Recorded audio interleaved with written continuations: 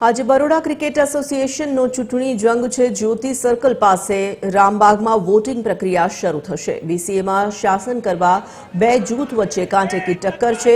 Revival અને royal Satyamev Jayate જૂથ સામસામે છે। બીસીએના 31 પદ માટે 65 ઉમેદવારો મેદાને છે। 2098 મતદારો બરોડા ક્રિકેટ એસોસિએશનનું ભાવિ ઘડશે। 17 ફેબ્રુઆરીએ જાહેર થશે બીસીએનું ચૂંટણી પરિણામ।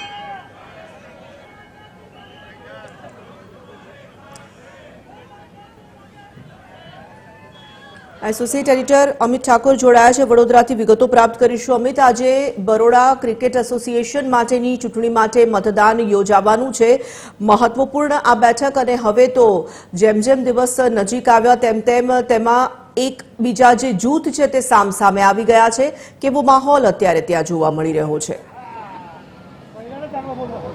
જો બરોડા ક્રિકેટ એસોસિએશનની ચૂંટણી હંમેશા પ્રતિષ્ઠાનો જંગ હોય છે અને એટલા માટે જ આજે જ્યારે બીસીએની ચૂંટણી યોજાવા જઈ રહી છે ત્યારે સવારથી જ 9 વાગ્યાથી મતદાન શરૂ થયું છે, પણ અત્યારથી જ માહોલ અહીંયા જોવા મળી રહ્યો છે। આ વખતે પણ દર વખતની જેમ રિવાઇવલ અને રોયલ જૂથ આમને સામને છે, પરંતુ રોયલની સાથે સાથે આ વખતે સત્યમેવ જયતે ગ્રુપ પણ જોડાયું છે। એટલે સત્યમેવ જયતે ગ્રુપ અને રોયલ ગ્રુપ બંને સાથે મળીને રિવાઇવલ ગ્રુપ સામે મુકાબલો કરી રહ્યા છે। એટલા માટે જ બીસીએનું ઇલેક્શન જ્યારે શરૂ થયું છે, આપ અહીંયા રામબાગ ગાર્ડન પાસે જ્યોતિ આવેલો છે ત્યાં મતદાન પ્રક્રિયા થઈ રહી છે અને અત્યારથી જ ખૂબ જ ઉત્સાહ અને રોમાંચ આ બીસીએ ઇલેક્શનમાં જોવા મળી રહ્યો છે। બંને જૂથના જે સભ્યો છે એ અહીંયા પહોંચ્યા છે। આપ જોઈ શકો છો રિવાઇવલના જૂથના સભ્યોને ખાસો ઉત્સાહ જોવા મળી રહ્યો છે। સાથે સાથે જૂથને આ વખતે રિવાઇવલ 31 નામ આપવામાં આવ્યું છે એટલા માટે, કારણ કે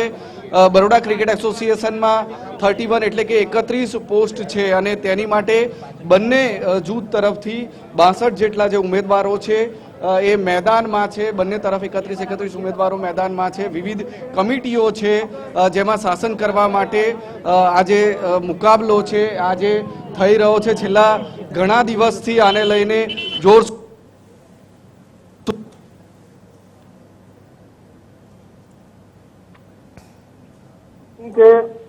આજે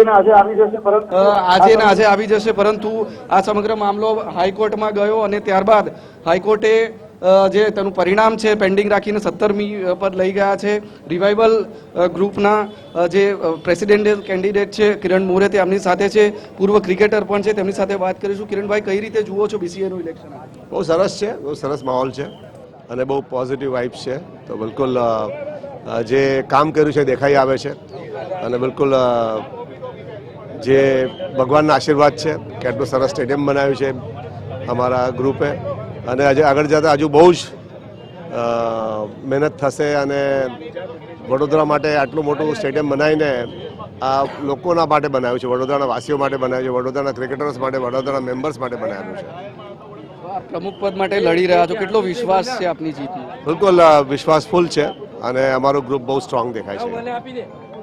ગ્રુપ બહુ સ્ટ્રોંગ દેખાઈ રહ્યું છે તેવું કિરણ મોરેનું કહેવું છે। કિરણ મોરે પૂર્વ ભારતીય વિકેટ કીપર છે, ઇન્ટરનેશનલ ક્રિકેટર છે અને તેઓ આ વખતે કન્ટેસ્ટ કરી રહ્યા છે બરોડા ક્રિકેટ એસોસિએશનના ઇલેક્શનમાં। અને હું ફરી એક વખત માહોલ બતાવવાનો પ્રયત્ન કરીશ, કેમેરામેનને કહીશ કે એ માહોલ બતાવે જેમાં બંને ગ્રુપના જે સભ્યો છે એ અહીંયા વોટિંગ કરવા માટે પહોંચ્યા છે અને વોટિંગ પ્રક્રિયા જે છે એ 9 વાગે શરૂ થવાની હતી અને એ થઈ પણ ગઈ છે।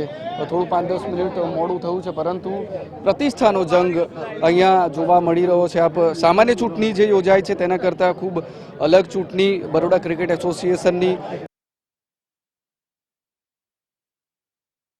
અત્યાર સુધી રિવાઇવલ જૂથે તેના પર રાજ કર્યું છે, પરંતુ હવે આવનારા 3 વર્ષ માટે કોણ આમાં રાજ કરશે એ જોવાનું રહેશે। પરંતુ અન્ય કેટલાક ક્રિકેટરો છે। જી અમિત, ધન્યવાદ તમામ જાણકારી માટે।